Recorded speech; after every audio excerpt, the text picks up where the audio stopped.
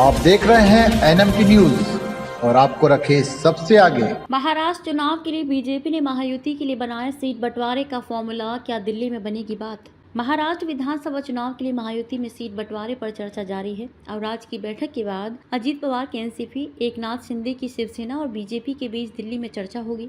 इसी बीच बीजेपी नेताओं ने महाराष्ट्र की लगभग 160 सीटों पर चुनाव जीतने का टारगेट फिक्स किया है। पार्टी नेताओं का कहना है कि सीट बंटवारे के दौरान सहयोगी दलों शिवसेना और एनसीपी की ताकत और जीतने की संभावना पर विचार करने के बाद ही उन्हें सीटें छोड़नी चाहिए। उप मुख्यमंत्री देवेंद्र फडणवीस की अध्यक्षता में पार्टी के वरिष्ठ नेताओं ने रविवार देर रात केंद्रीय गृह मंत्री अमित शाह के साथ बैठक की। नेताओं ने दोहराया कि बीजेपी को महायुति महागठबंधन में बड़ा भाई बने रहना चाहिए। ये भी चर्चा हुई कि लोकसभा चुनाव की गलतियों से सीख लेकर तीनों दलों को महाविकास आघाड़ी को हराने के लिए आगामी विधानसभा चुनाव एकजुट होकर लड़ना चाहिए। बैठक में महाराष्ट्र बीजेपी प्रमुख चंद्रशेखर बावनकुले, मुंबई इकाई के प्रमुख आशीष शेलार, पूर्व केंद्रीय मंत्री राव साहेब दानवे, राज्य के उच्च एवं तकनीकी शिक्षा मंत्री चंद्रकांत पाटिल, राज्य के ग्रामीण विकास मंत्री गिरीश महाजन, राज्य के लोक निर्माण मंत्री रविंद्र चव्हाण और पार्टी विधायक पंकजा मुंडे शामिल हुई। ये बैठक ऐसे समय में हुई है जब बीजेपी ने महाराष्ट्र में 99,000 बूथों तक पहुंचने और विकास के मुद्दे पर चुनाव लड़ने के लिए चुनाव प्रबंधन योजना शुरू कर दी है। हालांकि अमित शाह के राज्य के पार्टी नेताओं के साथ बातचीत करने का कदम महत्वपूर्ण है।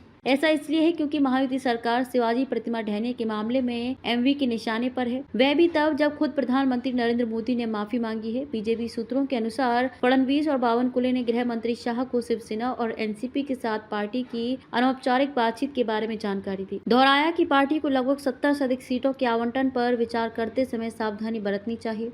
सूत्रों ने कहा कि 2019 के चुनाव में 105 सीटें जीतने वाली बीजेपी को 160 सीटों के लिए दबाव बनाना चाहिए, जिसमें से 60 सीटें शिवसेना और एनसीपी को और 8 सीटें अन्य छोटी पार्टियों को देनी चाहिए। भले ही महायुति आगामी विधानसभा चुनाव मुख्यमंत्री एकनाथ शिंदे के नेतृत्व में लड़ेगी, लेकिन पार्टी को अधिकतम सीटें जीतने का प्रयास करना चाहिए। सूत्रों ने कहा कि गृह मंत्री शाह ने कथित तौर पर महायुति के सहयोगियों के बीच वाकयुद्ध से बचने की सलाह दी है ताकि एमवी को कोई मौका न मिले। केंद्रीय गृह मंत्री ने पार्टी की चुनावी तैयारियों की समीक्षा की और पार्टी नेताओं को चुनाव लड़ने में गलतियों से बचने का निर्देश दिया। उन्होंने मुख्यमंत्री माझी लड़की बहन योजना सहित कई कल्याणकारी और विकास योजनाओं के क्रियान्वयन के बारे में स्थिति का जायजा लिया और बताया कि महायुति को अधिक सीटें जीतने का लाभ कैसे मिलेगा। चर्चाओं से अवगत एक पार्टी नेता ने कहा कि भाजपा में मुख्यमंत्री पद के लिए आवाज उठ रही है और इसके लिए पार्टी अधिकतम सीटों पर जीत के साथ 160 सीटें जीतने की उम्मीद कर रही है। एक अन्य नेता ने कहा कि भाजपा को विधानसभा चुनाव मिशन 125 के साथ लड़ना चाहिए ताकि वे 288 सदस्यीय